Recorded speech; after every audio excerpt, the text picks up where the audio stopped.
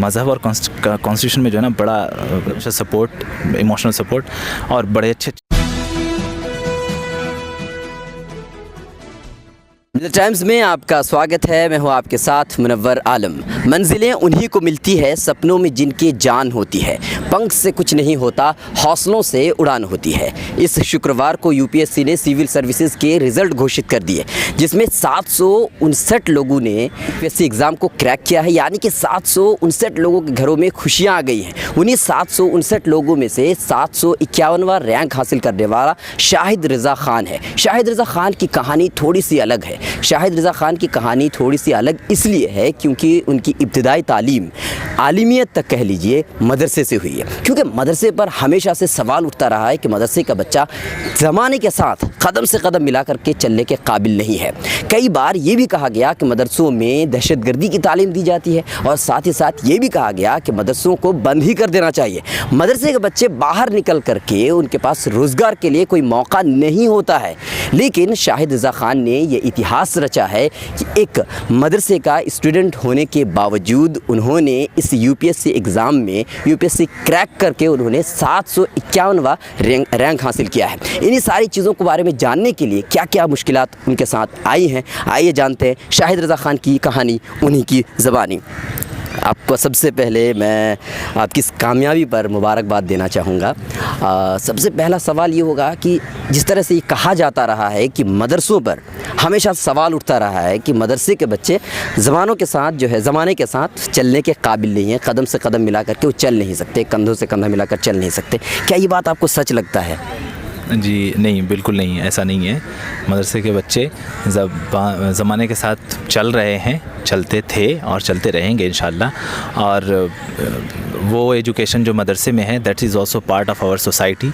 तो बिल्कुल मैं कहूँ कि मदरसे का होने के बावजूद नहीं बल्कि मदरसे के होने के साथ साथ मैं एक सिविल सर्वेंट हूँ। बात बताइए, ऐसा लगता है क्योंकि इस बहुत ही ताज्जुब खेज़ बात है, एक मदरसे का बच्चा यूपीएससी एग्ज़ाम को क्रैक कर लेता है। कैसे क्रैक करता है, क्यों, आपके अंदर वो जोश वलवला कहाँ से आया? जी मदरसे से आया इंडीड। अच्छा। हाँ, मदरसे में जो तालीम मैंने हासिल की यानी दीनी तालीम, उससे मेरे अंदर कॉन्फिडेंस आया। उससे मुझे लगा कि ज़िंदगी का मकसद क्या है, हम क्यों पैदा किए गए हैं और खुश कैसे रहना है, कॉन्फिडेंस कैसे मेंटेन करना है।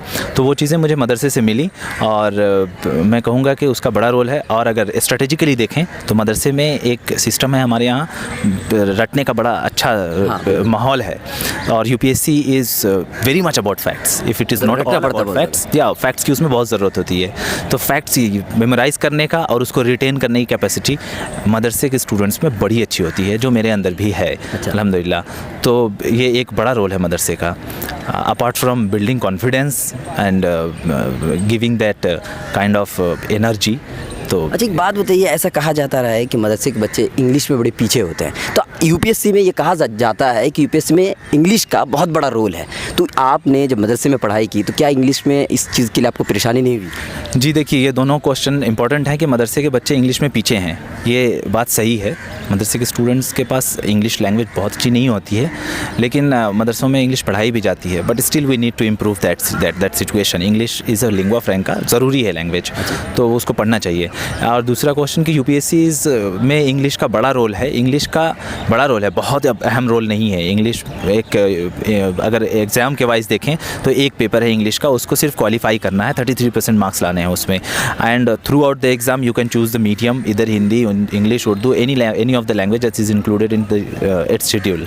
तो ऐसा कुछ नहीं है, आप उर्दू में भी मीडियम में एग्ज़ाम दे सकते हैं, मराठी मीडियम में एग्ज़ाम दे रहे हैं हम और लोग क्वालिफाई कर रहे हैं। तो उर्दू का इंग्लिश का बहुत अहम रोल नहीं है, but English is important for Urdu. अच्छा, एक बात बताइए, आपको ये जो सोच है यूपीएससी आपको भी क्रैक करना है, ये सोच कहाँ से आया, कब आया, और उसके बाद आपने क्या क्या किया, अपनी इस सफ़र के दौरान, यात्रा के दौरान क्या क्या किया आपने? जी देखिए, यूपीएससी पहले मैं इसको यूपीएससी नहीं कहता। जब मैंने सोचा था कि मैं इसकी तैयारी करूँगा तो उस वक्त मेरे जहन में आईएएस आता था और मोर स्पेसिफिकली डीएम आता था। हमारे यहाँ डिस्ट्रिक्ट कलेक्टर को डीएम बोलते हैं, तो मुझे लगता था मैं भी डीएम बनूँगा। तो पता चला कि आईएएस जो होता है वो डीएम होता है। जब जेएनयू में मैं आया तो मुझे और स्पेसिफिक स्पेसिफिकली पता चला कि ये सिविल सर्विसेज का एग्ज़ाम है, इसमें इतनी पोस्ट होती हैं, ऐसे एग्ज़ाम्स होते हैं। तो मैंने बोला यार ये तो हो सकता है, किया सकता है। मदरसे से आपके अंदर ये जोश हाँ, मदरसे में मैं वहाँ पढ़ता था, एक किताब थी होती थी मेरे पास, वो अभी भी है मेरे पास। एक ही किताब मुझे लगता था मैं सिविल सर्विस क्वालिफाई कर जाऊँगा, वो जनरल नॉलेज की जो बुक होती है, UPSC उपकार या लुसेंट की जो बुक होती है, वो मुझे लगता है मैं इसको पढ़ के निकल जाऊँगा। लेकिन एस्पिरेशन वहाँ से थी, स्ट्रेटेजी दिल्ली में आकर आई और JNU में बड़ा अच्छा माहौल मिला। और मोर स्पेसिफिकली जब मैं जामिया में आया मेंस के बाद, PG के बाद, तो यहाँ मुझे बड़ी अच्छी ट्रेनिंग मिली और मैंने। और अभी आपकी जो तालीम है, आपकी जो एजुकेशन है, वो क्या है? जामिया JNU से आपने तालीम हासिल की है, उसके बाद अभी आप क्या क्या कर रहे हैं? अभी मैं फ़िलहाल PhD कर रहा हूँ। PhD फर्स्ट ईयर है मेरा, centre for West Asian studies, school of international studies JNU में। और मैंने BA MA JNU से ही किया है, अरबिक लैंग्वेज लिटरेचर में, और MPhil PhD में वेस्ट एशिया में करता हूँ। ये बात कही जाती है कि बिहारियों के अंदर UPSC क्रैक करने की बहुत मतलब जो है एक कुदरती चीज़ होती है, ऐसी ये बात सच है क्या? मैं भी बिहारी हूँ। अच्छा, मतलब वही पूछना चाह रहा था कि ये बात सच है, इसका मतलब किसी के अंदर भी होती है, मतलब इसको ऐसे नहीं कह सकते हैं, जिसके अंदर भी ये ख्वाहिश, मतलब कोई भी काम, UPSC नहीं, कोई भी काम आप करें अगर डिटर्मिनेशन के साथ, कॉन्फिडेंस के साथ और एक कंसिस्टेंसी के साथ, पेशेंस रखते हुए, सब्र करते हुए कि करेंगे, आज नहीं कल हम करेंगे, तो हो सकता है। और अगर ये किसी की जिसके पास है वो कामयाब होगा। एक बात है कि मदरसे के बच्चों के अंदर जो कॉन्फिडेंस की कमी होती है, उनको लगता है कि बाहर जाने के बाद उनको बहुत ही ज़्यादा प्रॉब्लम्स का फेस करना पड़ेगा। तो आप इन प्रॉब्लम्स का आपने फेस किया, UPSC क्रैक भी कर लिया, तो आप किन चीज़ों को आपने इम्प्रूव किया, किन चीज़ों को इम्प्रूव करने की ज़रूरत है लोगों को, या जो भी मदरसे से आ रहे हैं, किन चीज़ों को इम्प्रूव करने की ज़रूरत है, आप उनको बता दीजिए, ताकि हो सकता है नेक्स्ट टाइम वो भी। जी, कॉन्फिडेंस की एज सच कुछ खास कमी नहीं होती है, लेकिन देखिए कॉन्फिडेंस हमारा लूज़ हो जाता है अगर हम देखते हैं कि हम किसी फील्ड में कम हैं। तो ऑफ कोर्स मैं जब इधर JNU आया तो मेरी लैंग्वेज इतनी अच्छी नहीं थी इंग्लिश, मैं बोल लेता था इंग्लिश, लेकिन ऐसे जैसे अभी बोल लेता हूँ या मैं अभी लिख लेता हूँ, इंग्लिश मीडियम भी है मेरा, तो मैंने इसको बहुत इम्प्रूव किया, मैंने इंग्लिश पे बहुत काम किया। और दूसरी बात, वो जो सब्जेक्ट्स हैं जनरल स्टडीज़ के, हिस्ट्री, पॉलिटी, इकोनॉमिक्स या जोग्राफ़ी, साइंसेस, तो वो सब मैंने पढ़ा नहीं था, तो फिर इन पे बहुत काम करना पड़ा और मुझे बहुत बेसिक से इसको उठाना पड़ा। मतलब NCERT शुरुआत से पढ़नी पड़ी, लाइक अ चाइल्ड। मैंने BA में मैं स्कूल में चला गया था और मैं उसको पढ़ता था, मैथ्स पढ़ता था इसकी 6-7 क्लास की, तो बहुत मेहनत करनी पड़ी, ऑफ कोर्स बहुत मेहनत करनी पड़ी, क्योंकि वैसा कुछ खास बैकग्राउंड था। दो मैंने स्कूल में पढ़ाई की है, मैंने मैट्रिक भी किया है, लेकिन मेहनत बहुत करनी पड़ी। बात ये कही जाती है कि जो है मुसलमानों के साथ हमेशा ये किया जाता है, भेदभाव किया जाता है। आप इतने बड़ी बड़ी दाढ़ियाँ रख करके आपका नाम मुस्लिम है, तो क्या आपको कभी ऐसा हुआ कि आपके साथ वैसा भेदभाव का मामला कभी किसी ने किया? नहीं, ऐसा कुछ ख़ास देखने को नहीं मिला, लेकिन एक परसेप्शन ऐसा है सोसाइटी में।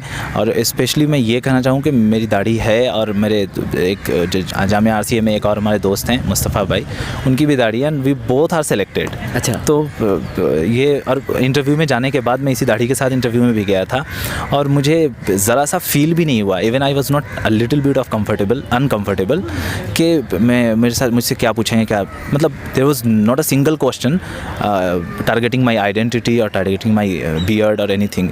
They are looking for civil servant. That is the test of personality. They are looking at your thinking. How do you think? How do you why do you want to join? What is the motivation level? How will you do good for the country? So these were the basic concerns of them, and not what is your religion? Do you have beard or not?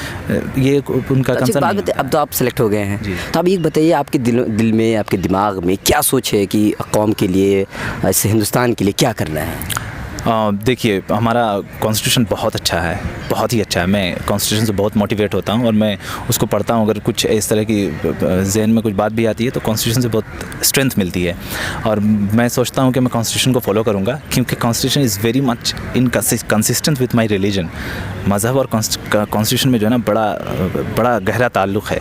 वही चीज़ें हैं, जैसे कि कल भी मुझे एक हमारे RCA के सर हैं, डायरेक्टर साहब, फारूक साहब, वो भी बता रहे थे कि आप देखो, मज़हब आपको सिखाता है कि आप फेयर रहो, अनबायस्ड रहो, ट्रुथफुल रहो, ऑनेस्ट रहो, इंटेग्रिटी होनी चाहिए, और यही चीज़ें ज़रूरत है, नीड है एक सिविल सर्वेंट की, जो कि कॉन्स्टिट्यूशन में है, मतलब कॉन्स्टिट्यूशनल रिक्वायरमेंट है ये।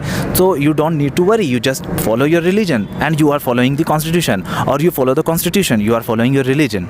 तो मैं कहूँगा कि हाँ, कौम के लिए, देश के लिए मैं बिल्कुल एज ए सिविल सर्वेंट वो काम, सारे काम करूँगा जो मेरी पोस्ट की रिक्वायरमेंट होगी। एक बात, लास्ट क्वेश्चन आपसे ये होगी, आप किन लोगों का शुक्रिया अदा करना चाहेंगे? लिस्ट बहुत लंबी है। हाँ, मतलब बहुत लोग हैं जिनका कंट्रीब्यूशन है। मुख्तसर में कह दीजिए। मुख्तसर में मैं ये कहूँगा कि मेरी फैमिली बहुत इंपॉर्टेंट है और उन्होंने मुझे हर तरह से सपोर्ट किया है। ज़रा भी प्रेशर मेरे ऊपर नहीं आया कि आप क्या कर रहे हैं, क्यों टाइम दे रहे हैं। लाइक मुझे बहुत टाइम मिला, फाइनेंशियल सपोर्ट, इमोशनल सपोर्ट, और बड़े अच्छे अच्छे दोस्त हैं हमारे, और सारे दोस्तों ने मुझे बहुत सपोर्ट किया। JNU में, जामिया में, मदरसे के हमारे अहबाब हैं, उन लोगों ने बहुत सपोर्ट किया। तो I am very much indebted to them and I am very much thankful to them. Most importantly I am thankful to Allah. तो नाजरीन, तो आपने देखा कि एक इंसान जो मदरसे से पढ़ कर के पूरी कामयाबी हासिल करता है, UPSC में 791 रैंक हासिल कर लेता है।